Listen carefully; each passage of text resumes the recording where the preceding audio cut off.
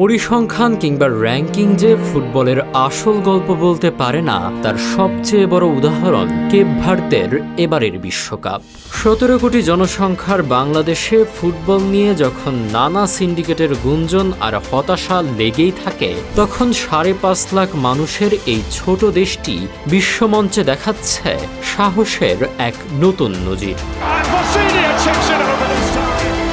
Argentina, Spain ও উরুগুয়ের মতো জায়ান্টদের বিপক্ষে প্রতিটি মিনিটে তাদের অদম্য লড়াই ফুটবল প্রেমীদের মুগ্ধ করেছে। কোটি মানুষের দেশ হয়েও বাংলাদেশ যেখানে বিশ্বকাপের ধারে কাছে পৌঁছাতে পারছে না, সেখানে কেপ ভার্দে প্রমাণ করেছে সামর্থ্য থাকলে আয়তন বা জনসংখ্যা কোনো বাধা নয়। ৪০ বছর বয়সী গোলরক্ষক ভোজিনহার দুর্দান্ত পারফরম্যান্স আর পুরো দলের লড়াকু মানসিকতা প্রতিটি ম্যাচে প্রতিপক্ষকে কঠিন পরীক্ষার মুখে ফেলেছে।